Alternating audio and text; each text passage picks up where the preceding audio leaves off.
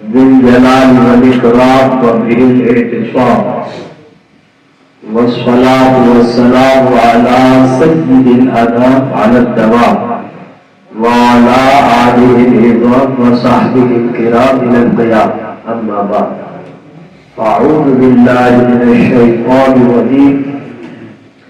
بسم الله الرحمن الرحيم. ومن أراد الآخرة وسعى لها سعيها وهو مؤمن فأولئك كان سعيهم مشكورا. صدق الله العظيم وصدق رسوله النبي الكريم. الصلاة والسلام عليك يا سيدي يا رحمة للعالمين وعلى آلك وأصحابك يا سيدي يا خاتم النبيين. مختصر حمد و سلام کے بعد عرض ہے حضرت علامہ مفتی عبداللہ نوری دامت برکاتہ العالیہ جامعہ ندوۃ العلوم تشریف لائے اور انہوں نے بڑی محبت کے ساتھ اور اصرار کے ساتھ اس مرکز پر آنے کی دعوت دی. اگرچہ میں اس لائق تو ہرگز نہیں ہوں، لیکن چونکہ انہوں نے کہا تو میں آپ کی خدمت میں حاضر ہو گیا. یہاں آ کر مجھے بڑی خوشی ہوئی کہ اس وسیع اور عریض علاقے کے ائمہ مساجد یہاں موجود ہیں، اور سب سے بڑی بات یہ ہے کہ خطیب اہل سنت علامہ خلیل الرحمن چشتی دامت برکاتہ العالیہ اور مفتی اہل سنت حضرت علامہ مفتی محمد فاروق دامت برکاتہ العالیہ بھی تشریف فرما ہے. یہ ان کا بڑا ظرف ہے جو یہاں پر تشریف لائے ہیں. میں چند گزارشات آپ کی خدمت میں عرض کروں گا. اللہ رب العالمین ہم کو حق سن کر سمجھنے اور اس پر عمل پیرا ہونے کی توفیق رفیق مرحمت فرمائے. بعض احباب نے مجھ سے یہ بات کہی کہ اہل سنت میں اتفاق اور اتحاد نہیں ہوتا ہے، اس کی وجہ کیا ہے؟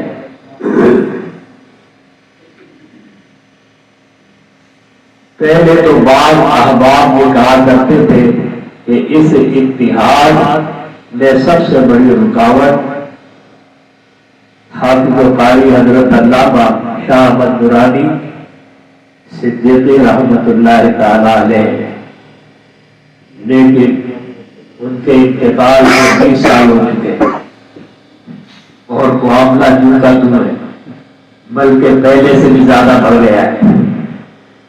تو پتہ یہ چلا کہ یہ بات جو کہی جاتی تھی وہ سراسر غلط تھی اور درست نہیں تھی.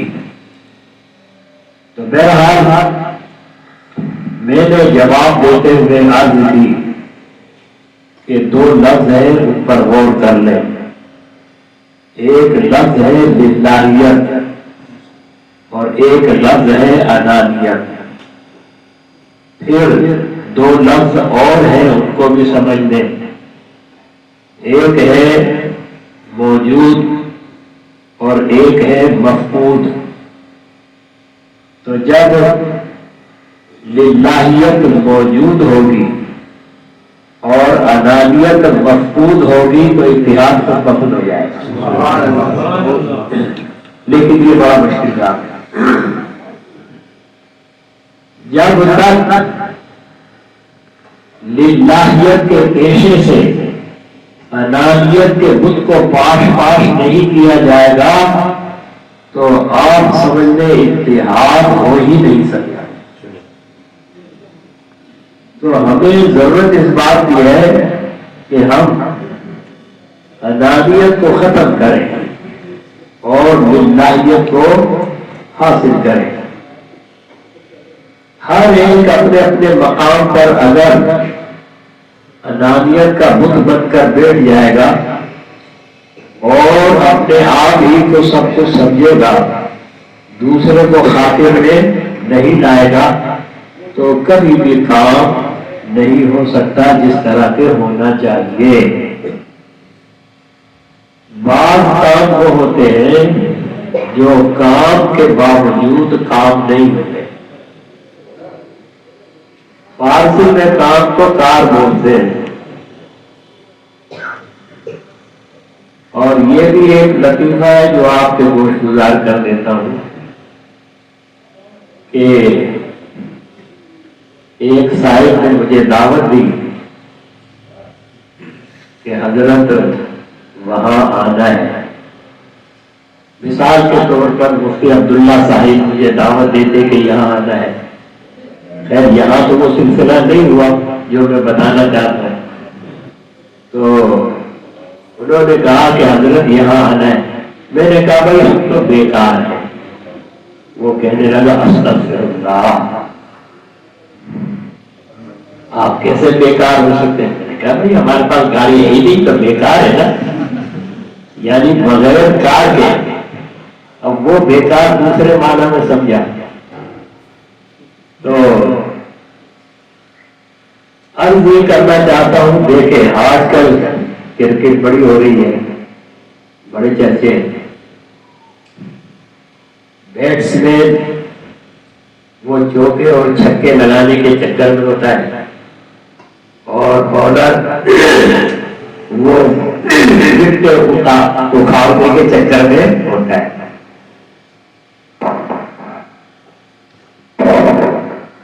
اب ہمارا وقت تو ختم ہو گیا نا تقریروں کا. خلیل الرحمان چشتی صاحب کو ڈال کے تقریر کرتے ماشاء اللہ.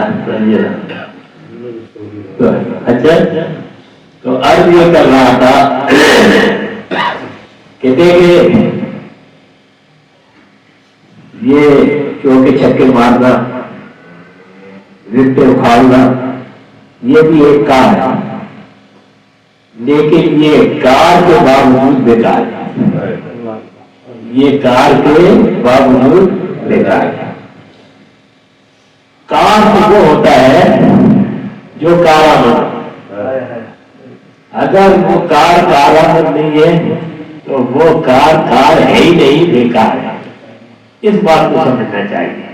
اسی لیے میں نے سورہ بنی اسرائیل جس کو سورہ اسراء بھی کہتے ہیں اس کی آیت نمبر 19 کی تلاوت کی ہے تاکہ میں کچھ اپنی معلومات آپ کے گوش گزار کر سکوں. آپ تمام حضرات اہل علم ہیں، لیکن ظاہر ہے کہ جب آپ بڑا سمجھتے ہیں اور آپ نے اس لائق اور اس قابل سمجھا ہے تو میں امید رکھتا ہوں کہ آپ اس پر توجہ دیں گے. اب یہاں مجھے ایک واقعہ یاد آ رہا ہے، وہ میں آپ کے گوش گزار کرتا ہوں. جو میں نے کہا کہ کار تو وہی کار ہوتا ہے جو کارآمد ہو، اور جو کار آمد نہ ہو تو وہ کار کے باوجود بیکار ہے. ٹھیک ہے. یہ منقول ہے کہ خلیفہ ہارون رشید بہت مشہور خلیفہ ہے. جب ہم عراق میں پڑھتے تھے تو ہمارے استاد نے ہمیں یہ بتایا صدام یونیورسٹی میں، اور قبلہ دورانی میاں رحمت اللہ تعالی علیہ نے مجھے اور علامہ ڈاکٹر اشرف آصف جلالی صاحب کو یہاں پاکستان سے وہاں بھیجا تھا پڑھنے. ہم دونوں ساتھی تھے، ایک ہی کلاس میں تھے. یہ جوان تھے، میری عمر زیادہ تھی. ان کی شادی بھی وہاں سے آنے کے بعد ہوئی ہے. اور میں ان کی شادی میں شریک ہوا تھا، بھیکی شریف ان کا گھر ہے۔ تو بہرحال استاد صاحب نے اور آتے ہوئے کہا کہ ہارون رشید کی خلافت اتنی بڑی تھی، اتنی بڑی تھی کہ بادل کی ایک ٹکڑی بدلی ہارون رشید کے اوپر سے گزری اور بغیر بارش کیے وہ آگے کی طرف چلی گئی۔ تو ہارون رشید نے کہا کہ تو جہاں بھی مرسے گی وہاں ہارون رشید کی خلافت ہوگی، یعنی اتنی بڑی خلافت۔ تو ہارون رشید سے یہ بات بیان کی گئی، عرض کی گئی کہ ایک فنکار وہ اپنے فن کا مظاہرہ کرنا چاہتا ہے آپ کے دربار میں، اجازت طلب کر رہا ہے، اگر آپ اجازت دیں تو اپنے فن کا مظاہرہ کریں۔ ہارون رشید نے اجازت دی، وہ آیا، پوچھا گیا کہ آپ کیا فن جانتے ہیں؟ اس نے کہا کہ ایک سوئی میں نیچے گاڑ دیتا ہوں اور کھڑے ہو کر دوسری سوئی ہاتھ میں لے کر نشانہ تاک کر اسے پھینکتا ہوں تو وہ گڑی ہوئی سوئی کے ناکے میں داخل ہو جاتی ہے۔ لوگ بڑے حیران ہوئے، کہا کہ دکھاؤ۔ چنانچہ اجازت دی گئی، اس نے قالین بچھی ہوئی تھی، قالین میں ایک سوئی گاڑی اور کھڑے ہو کر نشانہ تاکا اور سوئی کو پھینکا، وہ سیدھی ناکے میں چلی گئی۔ دربار ہش ہش کر اٹھا، لیکن یہ آواز بھی آئی کہ اتفاق ہو سکتا ہے۔ چنانچہ اس نے کہا میں دوبارہ کر کے دکھاتا ہوں۔ اس نے دوبارہ یہی کام کیا اور سوئی ناکے میں داخل ہو گئی۔ بادشاہ نے حکم جاری کیا کہ اسے 10 درہم دیے جائیں۔ 10 درہم کوئی بڑی رقم نہیں تھی، کہا کہ اسے 10 درہم انعام میں دیے جائیں اور اسے 10 جوتے بھی لگائے جائیں۔ ہم تو بڑی حیرانی ہوئی، 10 درہم تو سمجھ میں آتے ہیں، 10 جوتے سمجھ میں نہیں آ رہے۔ تو عرض کی گئی کہ حضور یہ 10 درہم کی عطا تو سمجھ میں آ رہی ہے، لیکن 10 جوتوں کی سزا سمجھ میں نہیں آ رہی کہ سزا کی۔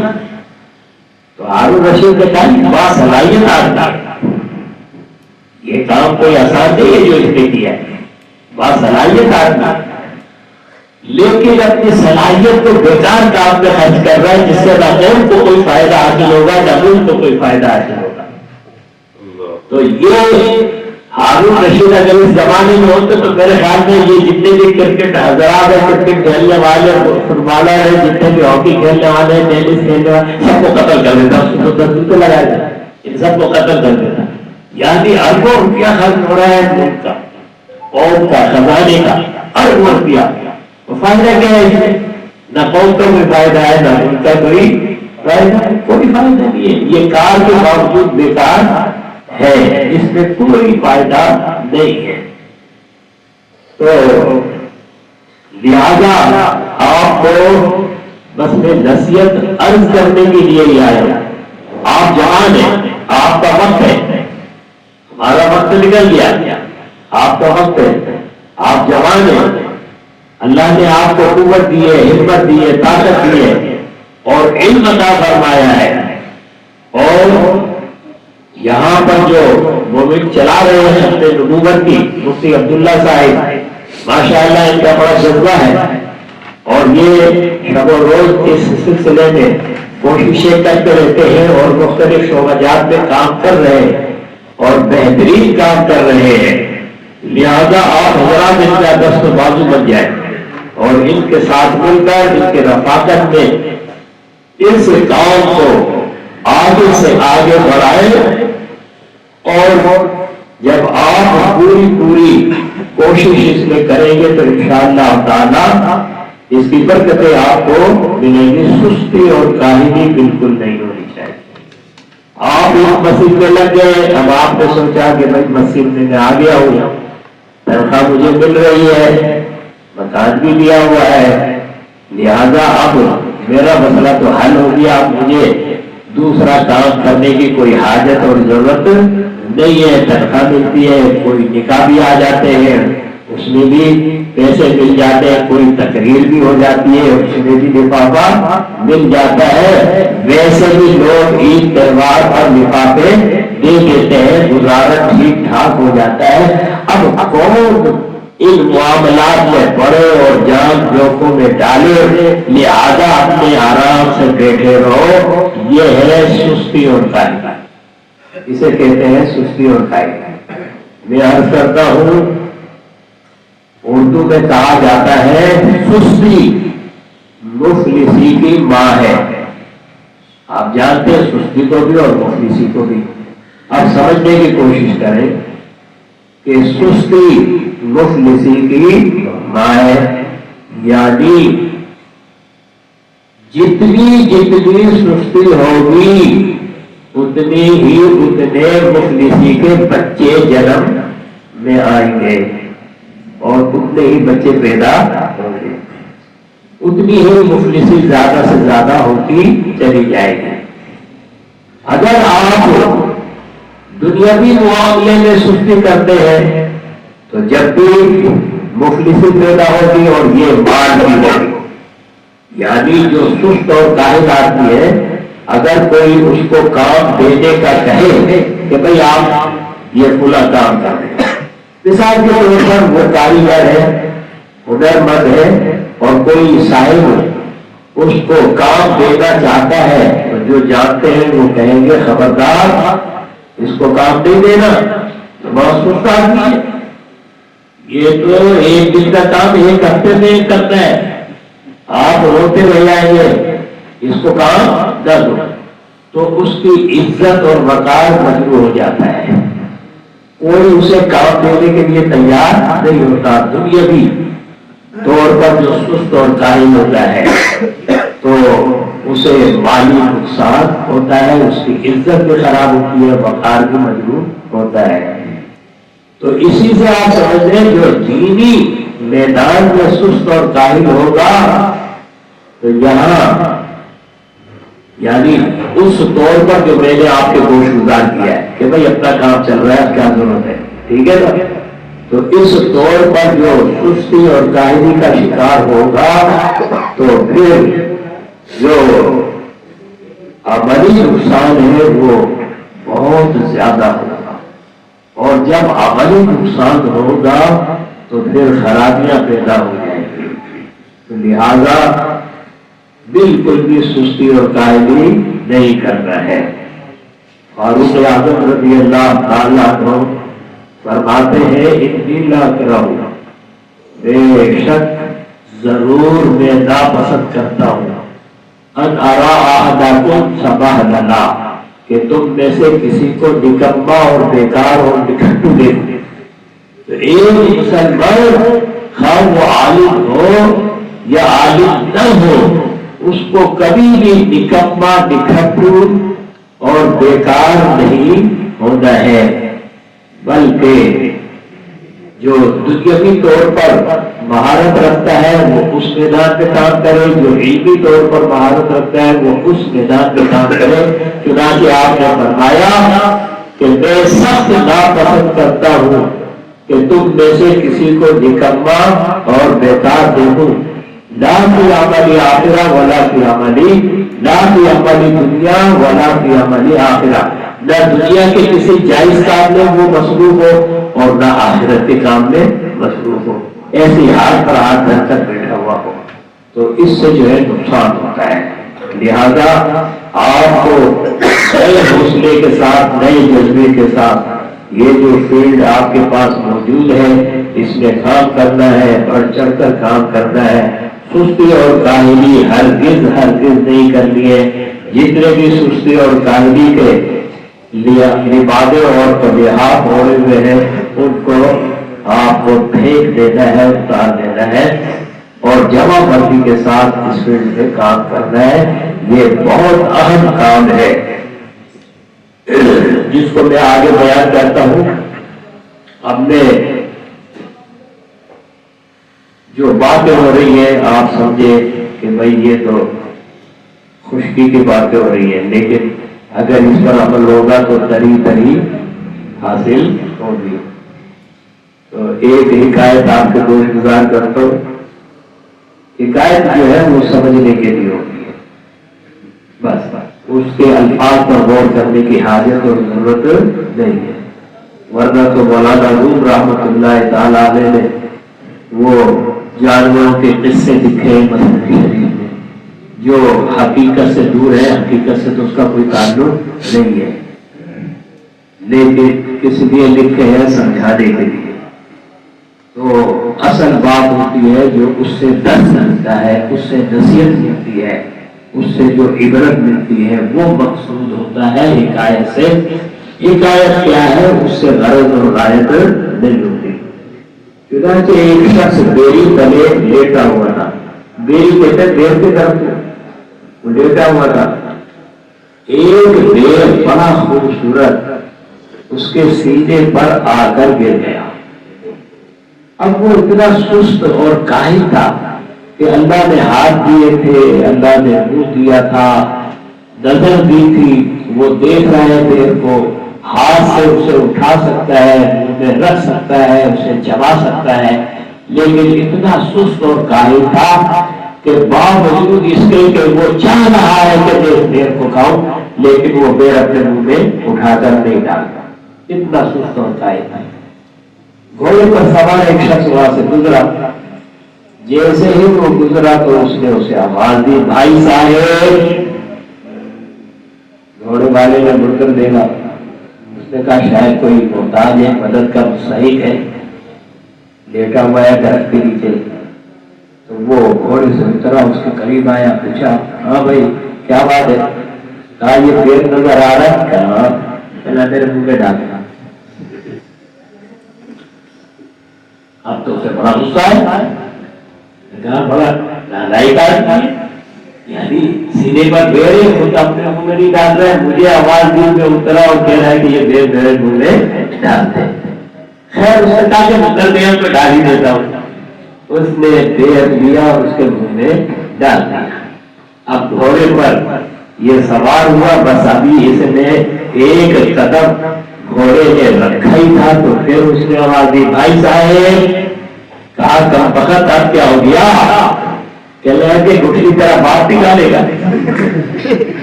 یعنی گٹھلی بھی نکال کے جا۔ تو یہ بتائیے سستی اور کاہلی عزت کو ہاتھ میں ملا دیتی، وقار مجرور کر دیتی ہے، لہذا بالکل بھی ہمیں سستی اور کاہلی نہیں کرتی ہے، اور ہم ایک بلبلے کے ساتھ اور جذبے کے ساتھ، اللہ نے آپ کو قوت طاقت ہمت دی ہے، آپ کے اعضاء سالم ہیں، اور اللہ نے علم کی دولت سے نوازا ہے، بڑھ چڑھ کر یہ جو مومن چلا رہے مفتی عبداللہ صاحب، اس نے آپ کو کام کرنا ہے۔ اب قرآن پاک کی جو آیہ کریمہ ہے اس کا ترجمہ آپ کو گوش گزار کر دیتا ہوں، اور یہاں سے ایک جو چیز ہے وہ بھی آپ کی خدمت میں عرض کر دیتا ہوں۔ اللہ رب العزت نے ارشاد فرمایا، وَمَنْ أَرَادَ الْآخِرَةَ، اور جو آخرت کا ارادہ کرے، اور جو آخرت چاہے، وَسَعَى لَهَا سَعْيَهَا، اور اس کے لیے بھرپور کوشش کرے۔